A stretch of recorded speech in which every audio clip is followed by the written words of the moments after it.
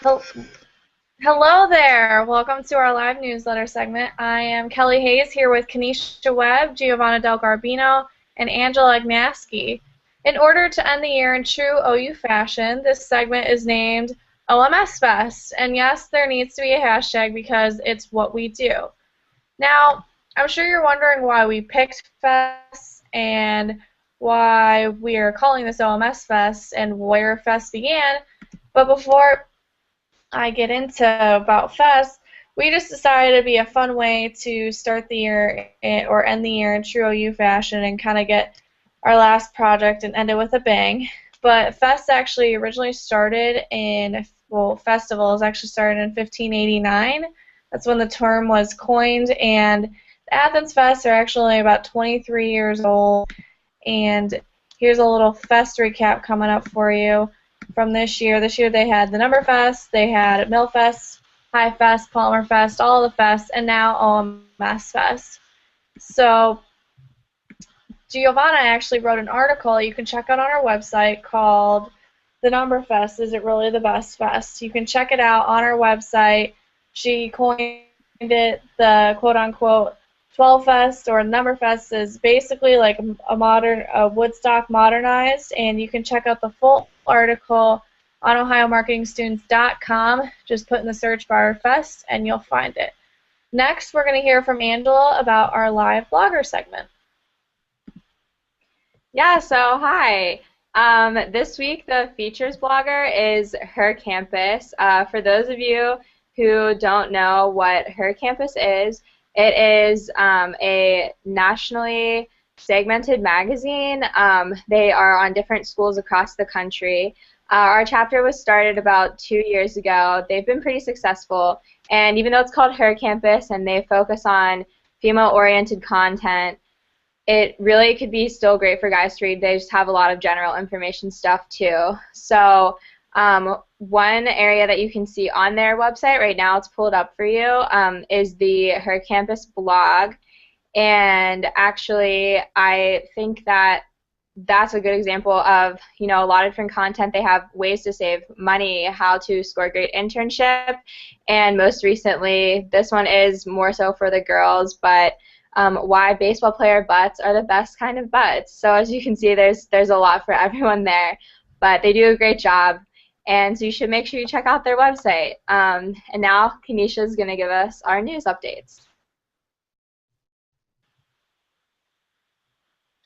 Dun, dun, dun, dun. And now for the news you have all been waiting for.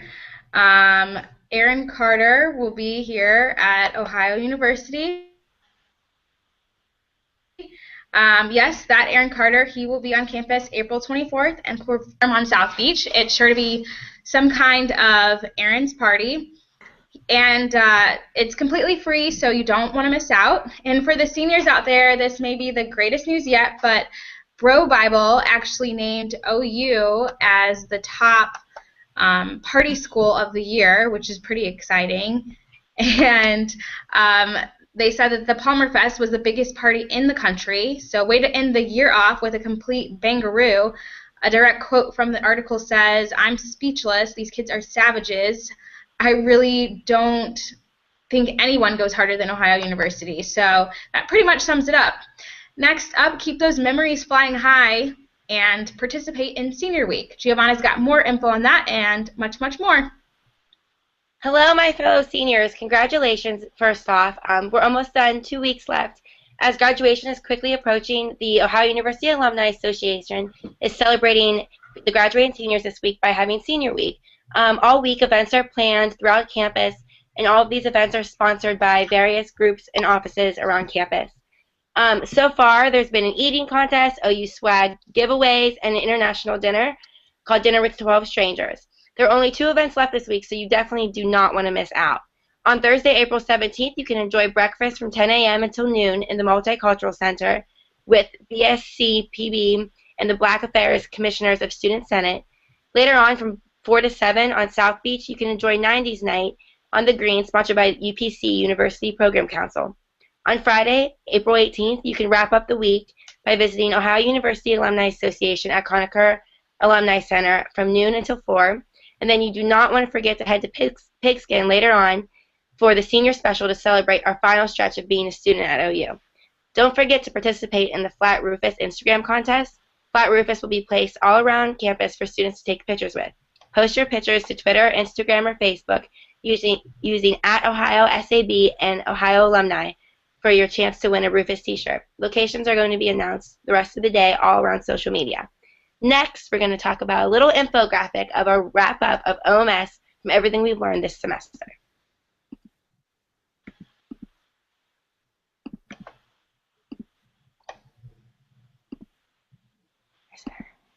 First off, I'm going to talk about the 3 facets of utility. The first is self-serve transparency, giving people the opportunity to inform themselves how and when they wish, rather than providing information through various contact mechanisms. The second facet of utility is radical transparency, providing questions to every answer customers ask before they can even think of them. And the third is real-time relevancy, being useful at particular moments in customers' life, then fading away in the background until needed again. Next off, we have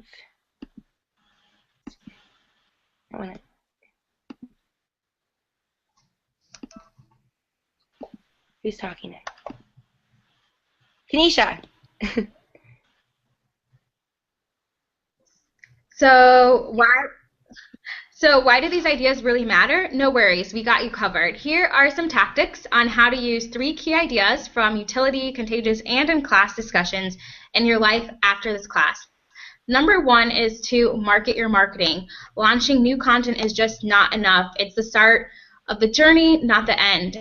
How will you market that content and draw people to it? These are all factors to think about when realizing anything that you are wanting to reach a mass of people.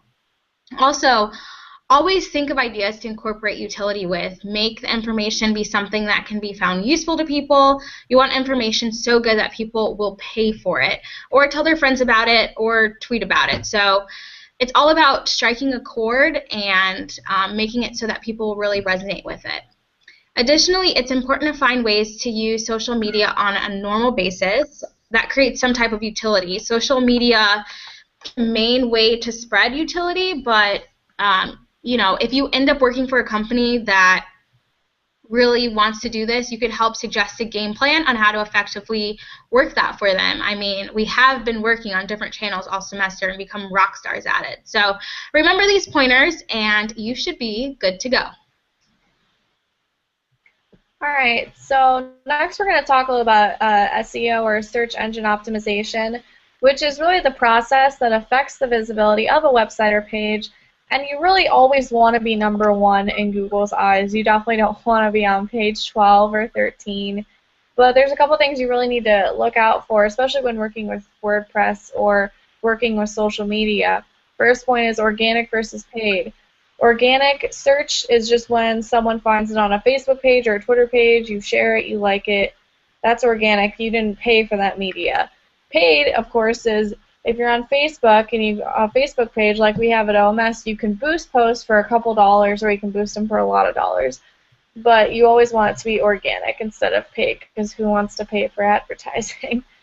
But next, you really need to look at keywords that don't have 10 billion results. If you type in marketing, you're going to get over 500 million results, or 500 billion, sorry. But if you type in marketing in Athens, Ohio, you're only going to get around 2 million results. So think high search, low volume.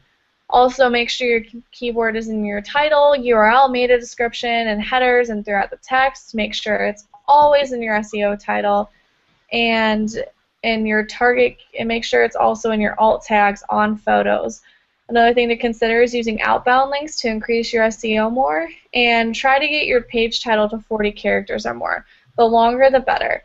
And if you do these things, you're definitely not going to end up on Google's blacklist of pages, but you're definitely going to move towards the front of around page 1 and 2, which is where you want to be. And next, Angela will talk. So the last thing we're going to talk about from Contagious is something that was used throughout the whole book, and it's called STEPS, STEPPS. So how can STEPS apply in your average day life. The first S stands for social currency. This one's pretty simple. Share what you think is noteworthy with others. If you see an article that's really interesting, share it. So the more you share, the more people will come to you for answers. The T stands for triggers. To be at the top of people's minds, you have to give them a trigger to remember. A trigger is a visible, subtle reminder of the behavior that you're trying to encourage. So it can be something as simple as like using a picture to remind a friend to get something for you. E stands for emotions, and people are going to want to share messages that make them feel a strong emotion, and that could be either in a positive or a negative way. But if you want information to spread, you have to create an air of strong arousal, like I said, either positive or negative. If it's a low arousal message, it's not going to spread around. The first P in STEP stands for public, and public drives influence. We're more likely to act based on what we observe, and we'll naturally gravitate toward things that draw a crowd. If you want an idea to succeed, you're going to have to garner public support. The next P stands for practical value. We're humans. Inherently, we want to help ourselves, but also a large part of us wants to help others. So if you see a neighbor messing with their car, you give them a name and number of a mechanic. That's practical value. You're sharing what you know and helping someone out. The last S stands for stories. And how do we as humans learn best? Through stories. If you want to pass information on, do it through a story. And I guarantee you've learned something through a story before too. People will pull meaning from those stories, and then you'll get your message out there. Well, that's it. Happy Senior Week. Hope you enjoyed our first ever OMS Live newsletter. And again, congratulations to all you seniors graduating. Pound Court Street for life.